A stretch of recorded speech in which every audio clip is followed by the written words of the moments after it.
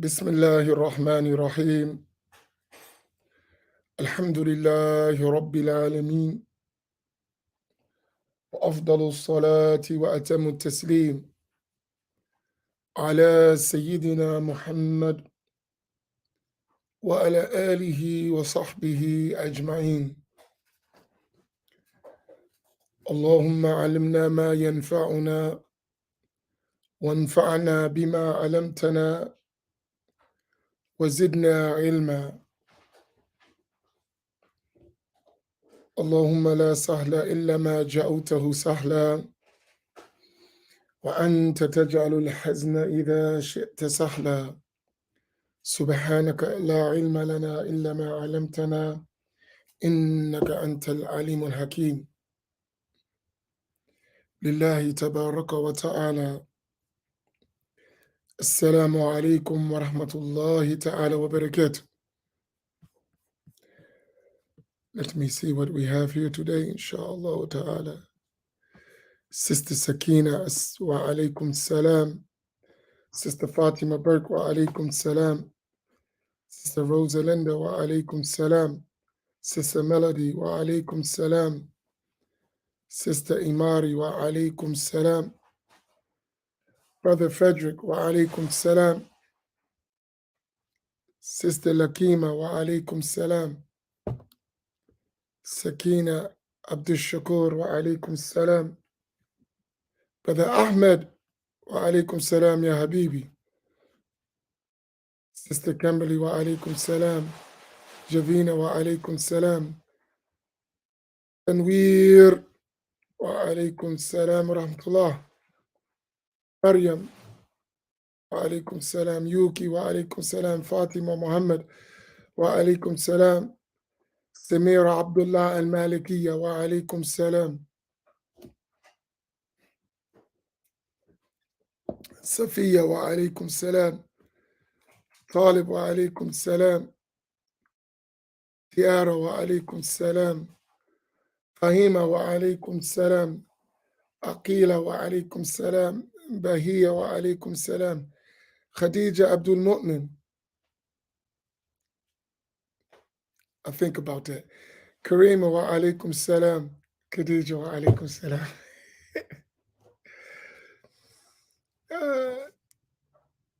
Khadija, wa alaikum salam.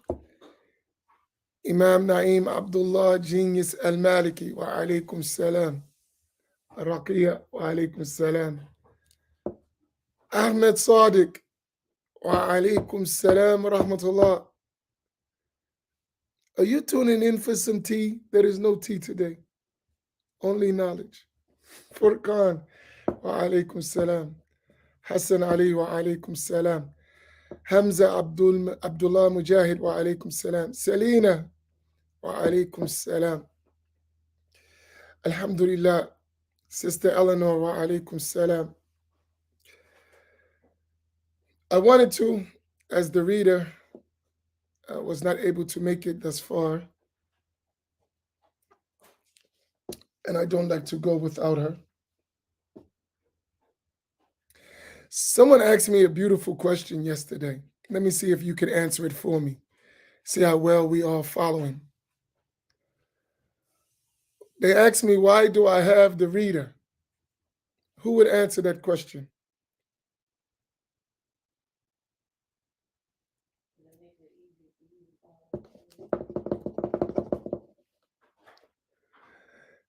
Yo, nobody doing no snitching around here. What are you talking about?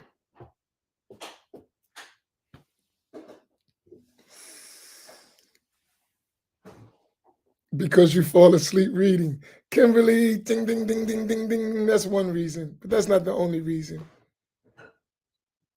So this one, because you fall asleep reading now. Yes, and I have plenty of dalil for that. That's true. I don't know why. Even with coffee, it doesn't help. I'm out of there. Right? I can't read like that anymore. That's one reason, but that's not the main reason.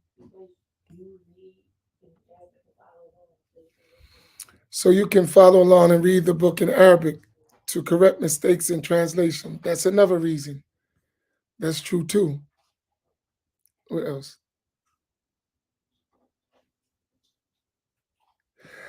Ah, see, she got it all because I don't know how to read. See, there it is. She's smart. She got the real answer. The reason I have it, I don't know how to read. So that's the answer.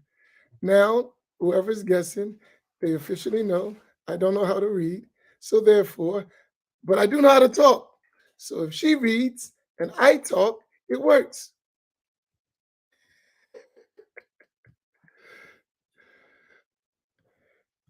Right. Her command of the English language.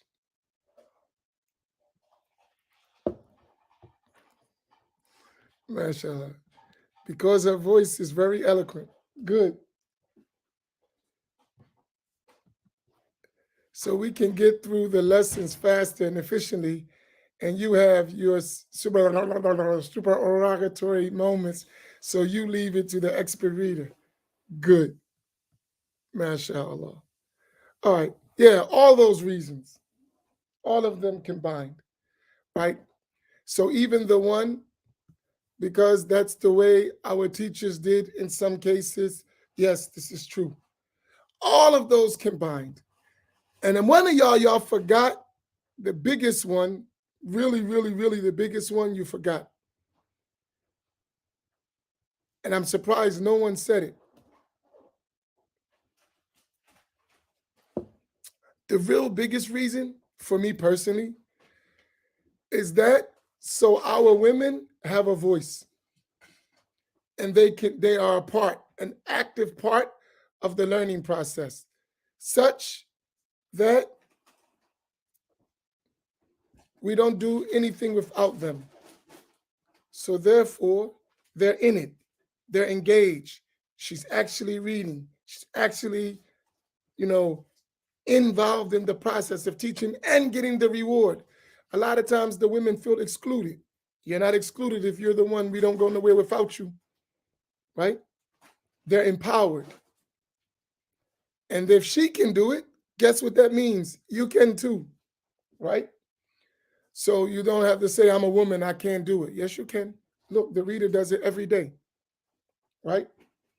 So that's my biggest reason.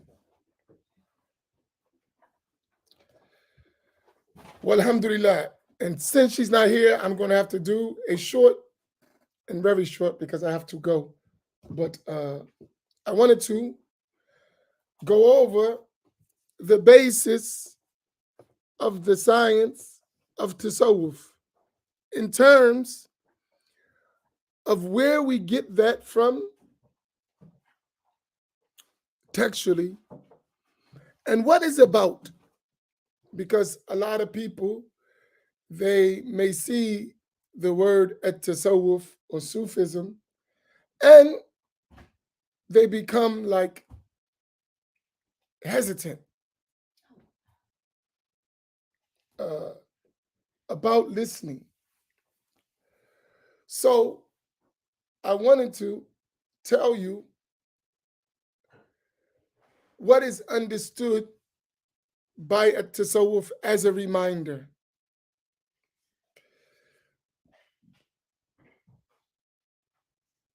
The science of tasawwuf is taken besides verses of the Quran that tells us about purifying ourselves and excellence. But when the scholars derive it as a science, what we learn from our teachers, they mention that the primary sciences of Islam are three. What are they? So this is our review. The primary sciences of Islam are three. What are they? Hmm?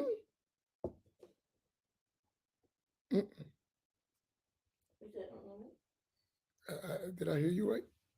What did you say? That's not, no, the primary sciences. We went over this shit. Right. That's what you said? You said Quran. No, Quran. Aqidah, fiqh, and tasawwuf. Right. primary sciences. Al-ulum al-islamiyya, right? The primary sciences of Islam are al-aqidah, al-fiqh, al-tasawwuf. What do we mean when we say primary sciences? We mean everything else you learn so you can do that, right? Every science other than those primary sciences, the purpose of them is a means for you to practice your Islam. These three sciences are the actual practice of your Islam in terms of your mind, your body, and your soul, right? So those three sciences, al-aqidah, al-fiqh, and at-tasawwuf, are these primary sciences. And those primary sciences are taken from which hadith? I would like everyone to articulate this well. Some of you, right, hadith, but you're not online. I'm helping the sisters. They can't hear you.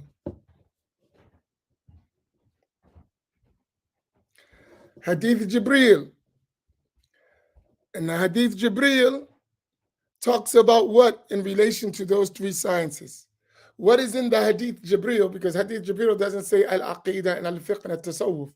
So what is in that Hadith Jibreel that indicates these three sciences?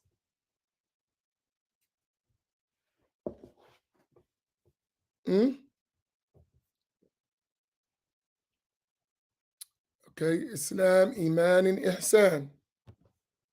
Good. So which of those three things indicates which? So this indicates that, this indicates that, this indicates that. Go ahead, what are they?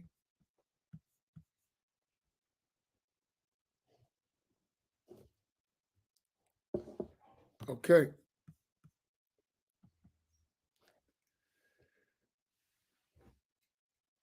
Islam indicates al-fiqh. Ihsan, and let me get that off there. Hurry up, hurry up, hurry up, hurry up. Right. Okay. Okay. Iman indicates aqidah. Islam indicates al-fiqh. And ihsan indicates at-tasawwuf. Good. All of you are correct.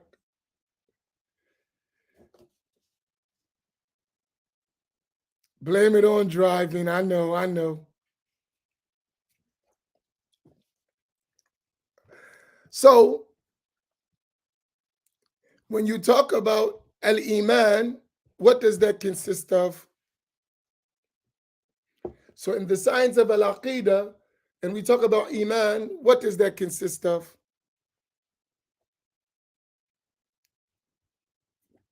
So, al-Iman indicates the science of Aqidah. What does the science of Aqidah consist of? Yeah, I know, it's creed and belief. What does it consist of? About what? If I wanted to know quickly, this is what's covered in the science of Aqidah. Summarize it as best as possible. That includes almost everything. So Allah exists without a place. That's not the only thing in Islam. Allah exists without a place.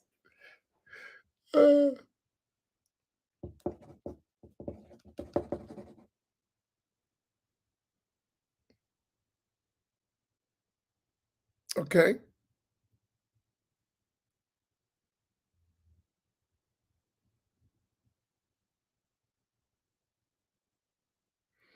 What else?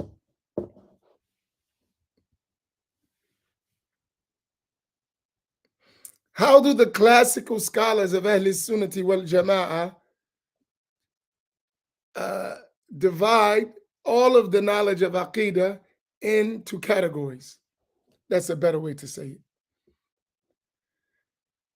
So the Sunni scholars of Aqidah in their books, how do they divide or categorize the science of Al-Aqidah so that everything is covered and they put them in categories? Do any of you know? I told you before, you probably just forgot. We did in books, we covered all of this. So you should be able to really just fly through it. This is your verbal test. I thought y'all said we Ash'ari and Maturidi. This should be like easy.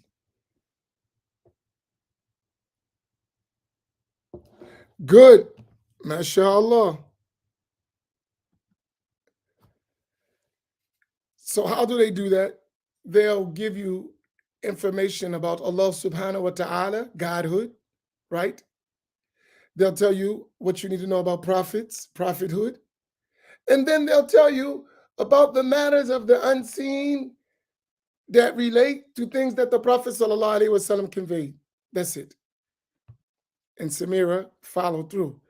You'll know what is necessary to Allah, about Allah and His attributes, about His prophets and angels and those things related to the hereafter, all of that, right? So you'll have al-ilahiyat, al-nubuwat, al-sam'iyat. Boom. That's everything you need to know about Aqidah. It's in those categories. Good. MashaAllah. Good. So when you read our books of Aqidah, you're going to find that they are ordered, like they are arranged like that. The books of the Ash'a'ira, right? They are arranged in such categories, right? When you want to learn about Aqidah. Okay, Al-Islam, what is Al-Islam? Represents Al-Fiqh. If I want to study Al-Fiqh in the same way, how is it going to be categorized? According to our Sunni scholars, Maliki, Hanafi, Maliki, Shafi'i, Hanbali, how are our books arranged and taught? Our Sunni books of Ahl Sunnati wal Jama'ah.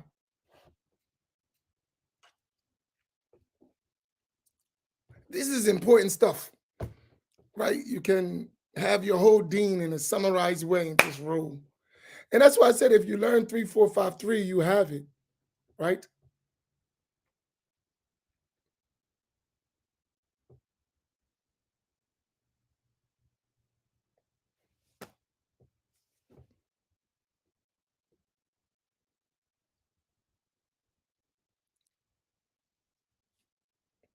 Okay. But this one doesn't relate to one madhab over the other. All of the books of all the madhab are the same in terms of these categories. So if I'm going to learn fiqh, what I'm going to learn how?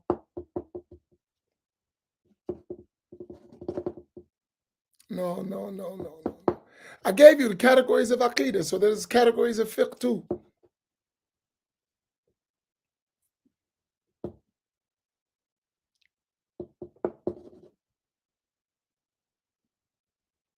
No.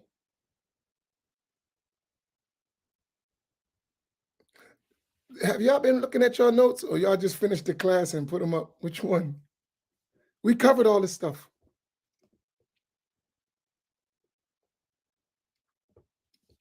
All of fiqh is put in categories. All right, so I know what we need to do. All right. So let me give you a hint. The first thing you learn in fiqh is you learn what type of knowledge. When you study books of fiqh in any madhab, the first thing you learn is what? Related to what? Good. All right, he gave indications. Good, Zayd. So the first thing you're going to learn is al-ibadat. You're going to learn tahara, salat, zakat, saum, and hajj. That's al-ibadat, right? Acts of worship. That's that personal worship. That's you and Allah subhanahu wa ta'ala in terms of ibadat. And he mentioned mu'amalat, which is going to be dealings, buying and selling and things of that matter, right?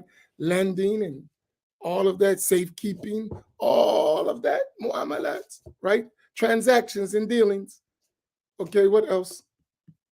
So he gave you a hint. Now you know where we're going, complete.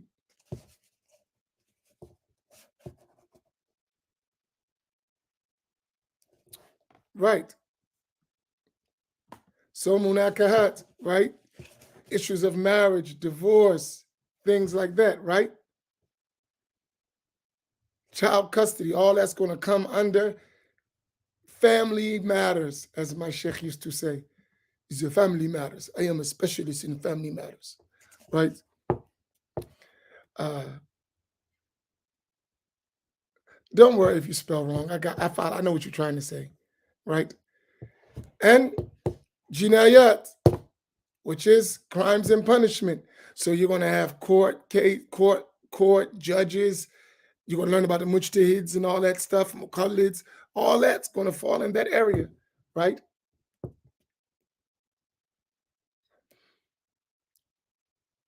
So these are general categories of al-fiqh,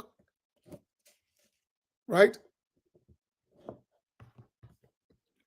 So all of these is in al-fiqh. So if you get this stuff, you're going to be able to float through your whole deen, right? And it's important that we know what we're learning and what we need to learn. So if the one says, I need to learn all of these matters if I'm learning fiqh, right? But Samira and Munakahat put an A after the K, right? Munakahat. Munakahat. That's marriage, divorce, all the stuff that we like, polygyny. Hey, you better say that again, right? You know, stuff we like. Hold on one second. I'm sorry.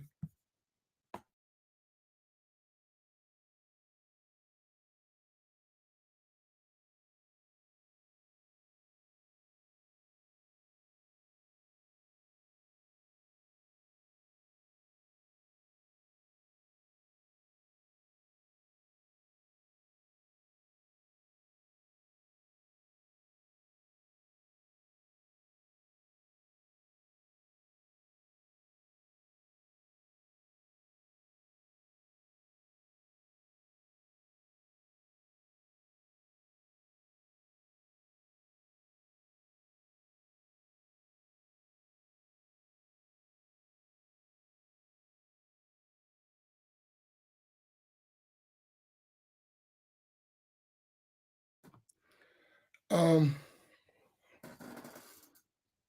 yeah. So, right.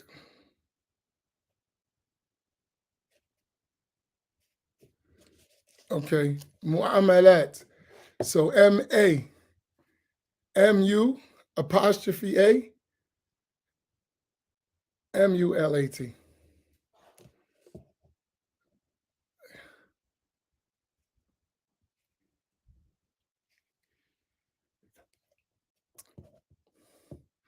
I do have a startup engine, but because we got a bad school system, certain cars can't go next to the school because they'll rob it and strip it. So you got to use one that they'll just leave alone. Muti, get him. He's snitching, right? MashaAllah. Okay, so that's fiqh. At-tasawwuf. At-tasawwuf basically consists of two parts, right? What are they? So if we want to really break down what is tasawwuf, and I'll give you, so Imam al-Ghazali organized his book about that. So tasawwuf can be just two basic things. What is it? What are they? Right. Exactly. So that's tasawwuf. At-takhliya wa-tahliya. Boom. Muhlikat, getting rid of those, that's at-takhliya. At-tahliya, related to al-munjiyat, saving characteristics, right? Adorn them. That's tasawwuf, right? And everything you learn in tasawwuf is for that purpose, right? And in order to have that excellent relationship with Allah Tabaraka wa Ta'ala, You have to get rid of all the blameworthy things and adorn yourself with the praiseworthy things. So, in summary, tasawwuf, all of it is what? As the scholar said, and the author opened it up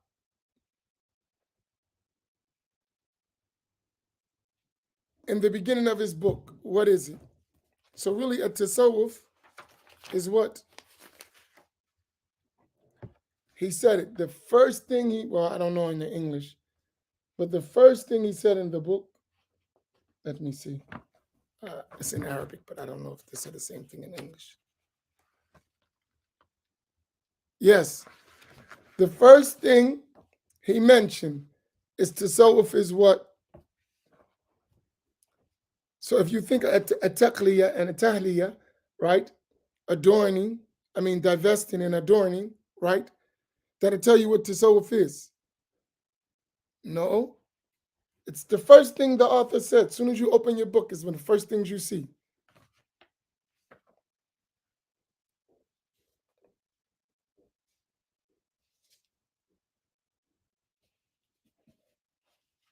What is it? So the manners and behaviors, exactly. I see it. That's why I'm saying you said it. Manners and behaviors, akhlaq. So at tasawwuf, all of it is akhlaq, right? Adab, right?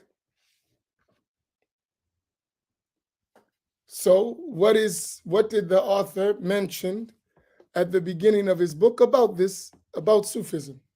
So you can put this statement. What did he say?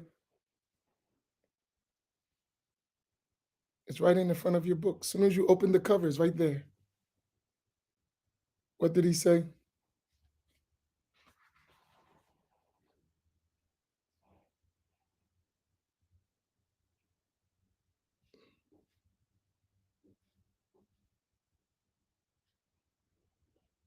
Right. Sufism is good character, right? التصوف كله أخلاق فمن زاد عليك بالأخلاق زاد عليك بالتصوف. So he said, التصوف, all of it is manners and behaviors. Akhlaq, character, good behaviors, etiquette, right? فمن زاد عليك بالأخلاق, whoever outstrips you, does more than you in having good character, good etiquette, good behavior and manners, زاد عليك بالتصوف, then that person has outstripped you in tasawwuf. Right? You follow what I mean? That's reality. So for all of us, all of what we're learning, right? We should be learning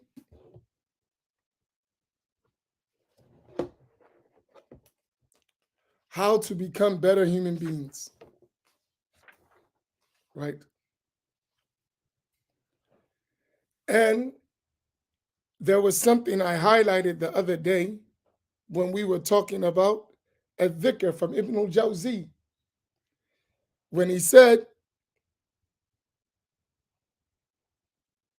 the famous statement of the poet about a dhikr and doing different amounts of dhikr above what was mentioned in the hadith. He said, وَمَنْ زَادَ زَادَ اللَّهُ فِي حَسَنَاتِهِ, right? And the one who increases, does more, Allah will increase that person in their good deeds.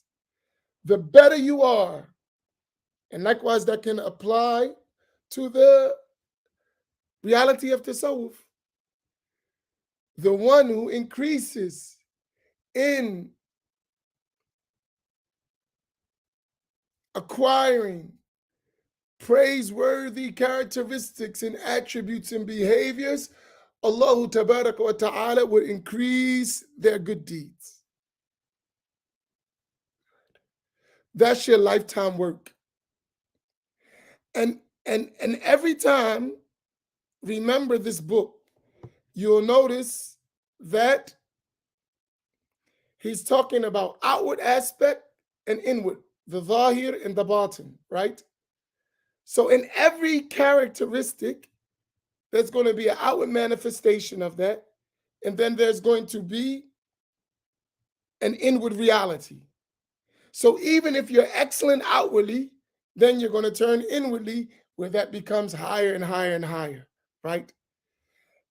And no matter what state you reach, no matter how good you have become in that, in acquiring these lofty characteristics, you're still going to be striving for excellence beyond that excellence that you have achieved.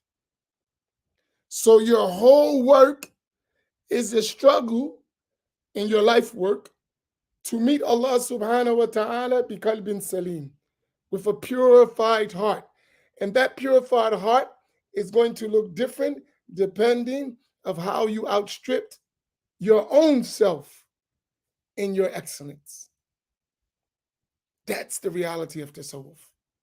Till you reach ma'arifah,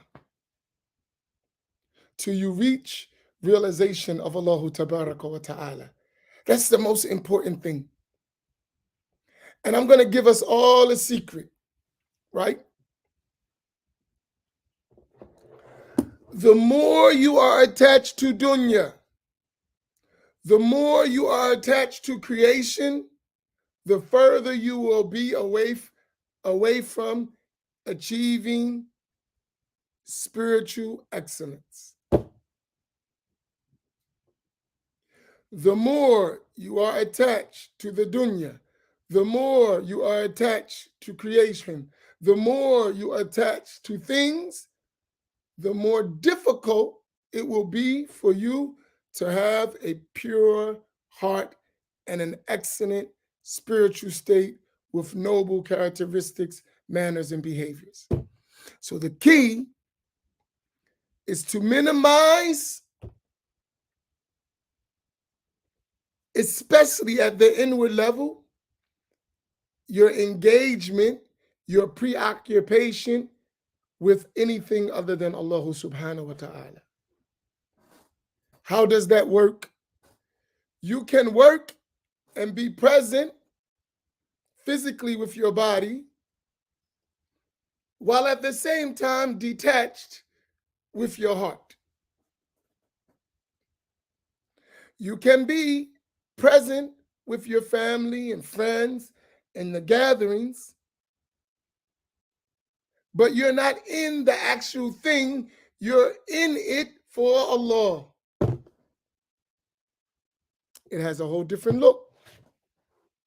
You're there, you're present, you're involved, you're partaking, but you're partaking for Allah subhanahu wa ta'ala, and the actual thing you're in is not the focus. It's a means to what you actually in it for, which should be for Allah subhanahu wa ta'ala. So if you go to work, you're going to work out of obedience to Allah subhanahu wa ta'ala, seeking the reward to Allah. The actual work is a means to that. You're not engaged in the work itself, even though you're doing it. It's not the objective. It's not the point of the job when you get to that level. Tasawwuf is to teach you all of that.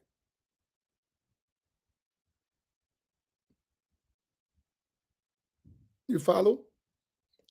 All right, quickly, I gotta go, so I'm gonna stop here. We just covered. Please don't forget all those things. That's all number 3 in 3453. That's all what we talked about is number 3. We always say 3453 family, right? That's number 3. All I talked about is 3. That's it. Right?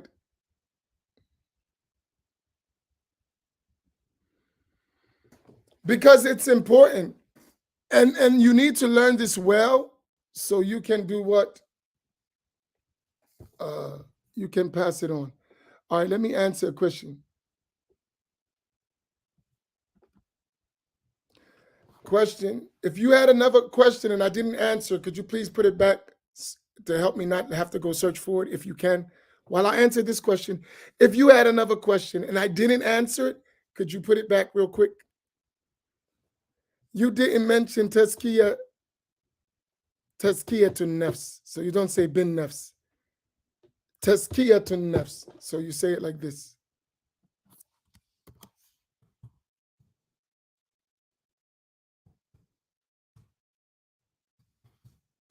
Right? You don't say bin nafs. Tazkiyatun nafs, purification of the nafs. Right? That's the name that people use who don't want to say tasawwuf. It's the same thing. So, because people don't like the name Sufi, they say purification of the soul. Same stuff, same thing. So when they say tazkiyatun nafs, they mean tasawwuf. They're just hiding. Or they're trying to dismiss tasawwuf and say tasawwuf by another name. I follow our tradition very strictly, especially in teaching. Maybe physically, outwardly, I'm such a poor servant. I'm probably horrible at practicing. But I do stick to our traditional way of understanding Islam. And in that sense, we don't say tazkiyatun nafs. We say at-tasawwuf. And what is at-tasawwuf? It is tazkiyatun nafs, right? And how do you purify yourself? Bit-taqliya wa tahliya, by divesting and adorning, right? And what are the things you're making a taqliya from? Al-muhlikat, ruinous characteristics.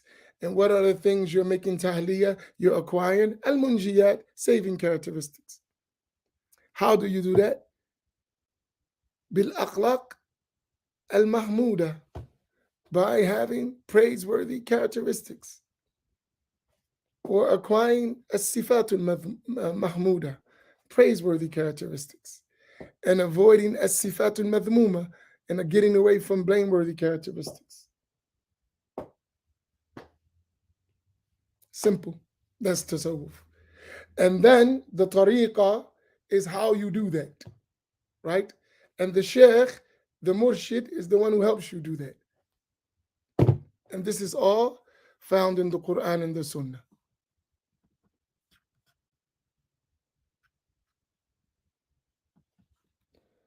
I saw another question quick. Allahu Akbar.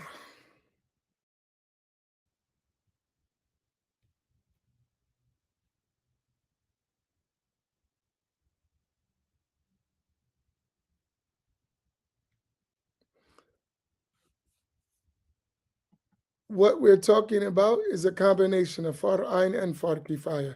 Some of the things we mention is far ayn, and some of it is far kifaya. Some of it is a personal obligation, and some of it is a communal obligation. I saw a big question. Where did it go?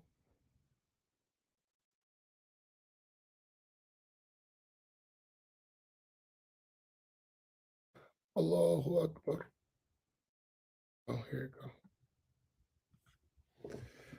I have a question concerning what, how, from whom I studied, and whether I should consider what I learned valid for teaching. Should I send it to the masjid page? I'm in the process of getting to work and can't send it right now. Yes, I guess that's what you listen, right? I want to share something with all of you, inshallah, because this is a good question. People have it all the time.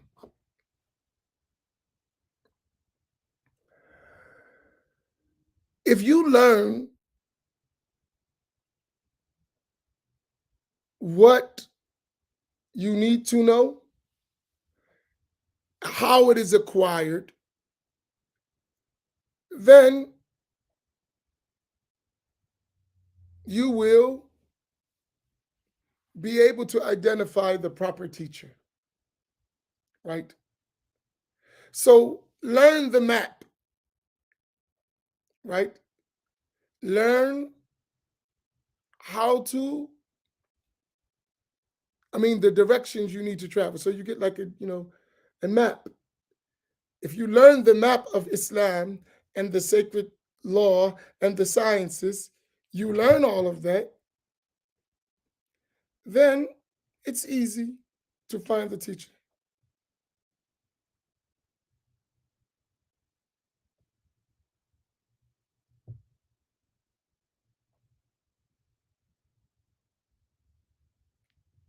Right? Don't get into personalities. Can we all put that up? Do not get into personalities. Don't get into that. I'm going to tell you why. Right? So can we put that up first? Do not get into personalities. Can we put that up, please? That's extremely important.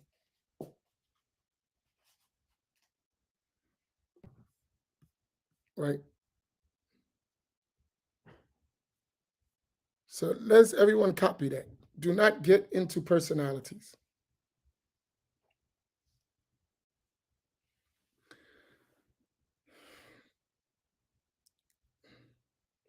Every single human being, besides the Prophet sallallahu alaihi wasallam, so we're not talking, we're talking about now. Every human being has good and bad. I don't care who you are. Every human being has good things you should take and bad things you should avoid, even if it's one thing. Some people have a mostly good things and very few bad things. Some people got mostly bad things and very few good things. And some got an equal portion of each.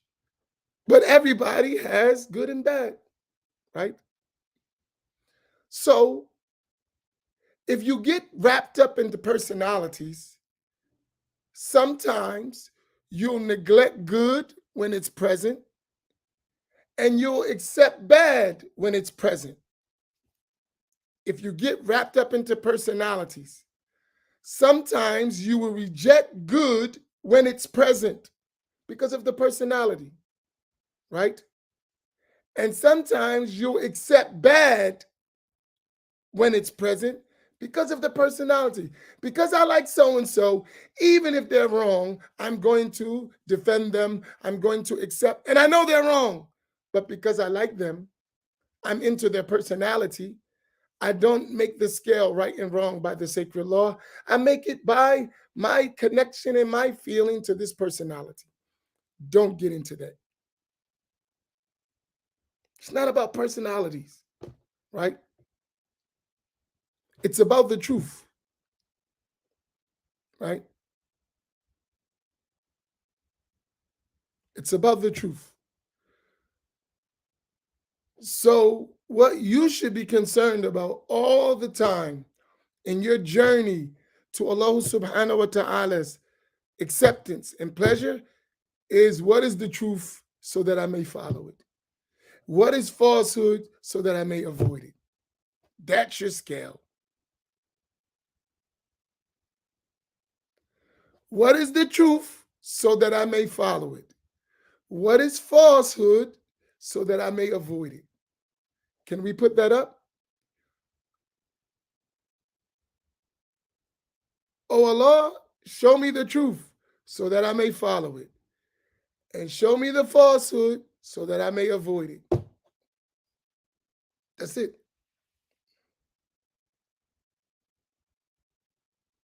If you get this lesson, you're good. And then you learn the roadmap of how to travel the sacred law. Do you know how many times I've been disappointed in my journey by someone I thought was Sheikh al-Islam? Some group that I thought was the best group since sliced bread. It occurs. And then they let you down. Well, if you wasn't so wrapped up in personalities, that wouldn't have happened, right?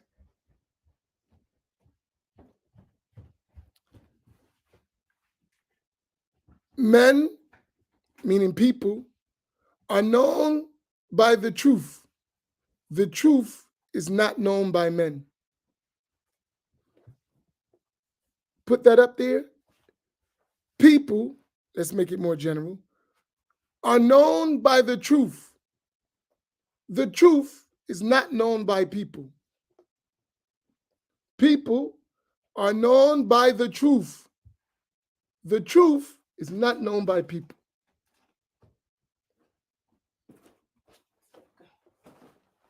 What makes a personality so great is that they're following the truth. And if they're following the truth, then they are a personality that should be followed. If they contradict the truth, then we don't follow them in that. And that could be in one issue. If he's correct in this issue, he's correct. We don't change the truth because a personality said it. So even if he has false things, we're going to reject those false things, but the truth is the truth. We're going to accept it, no matter where it comes from.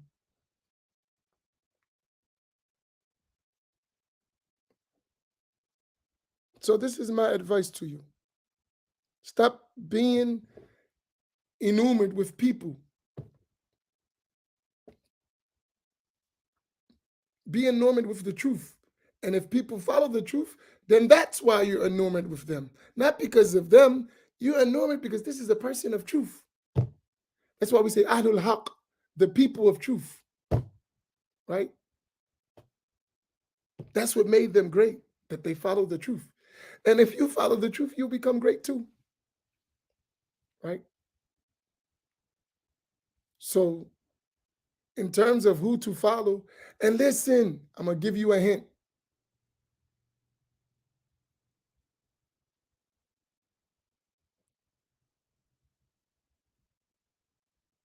Sometimes you're going to find more benefit in the unknown person than the known person. Sometimes, oftentimes, you will find more benefit in the unknown person than the famous person. Oftentimes, you'll find with the unknown person what you will never find with the famous person. You follow? So don't be all like a little kid when you see, oh, here's Sheikh so-and-so. MashaAllah. This is a man of truth. This is a woman of truth. May Allah reward her. But there may be someone sitting in the corner that's unknown, pushed away from the doors, but what they have is far more beneficial than what this famous person have.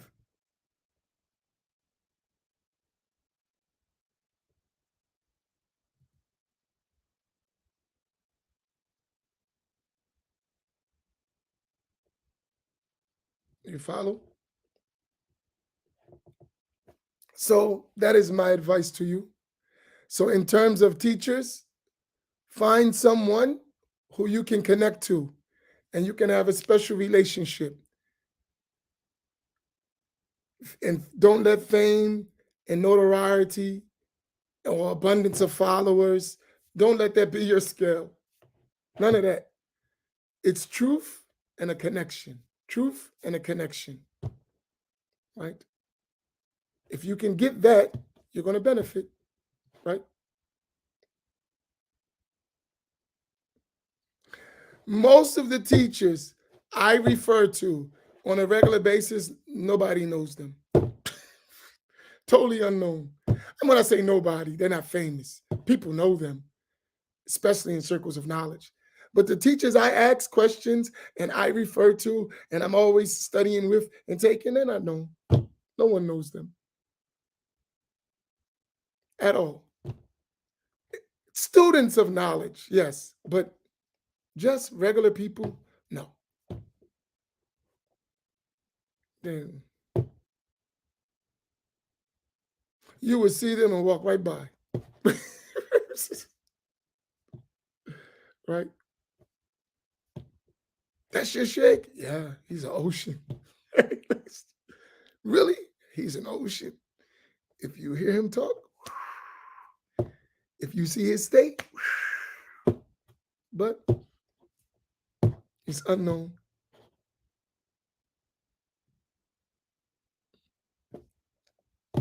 Alhamdulillah.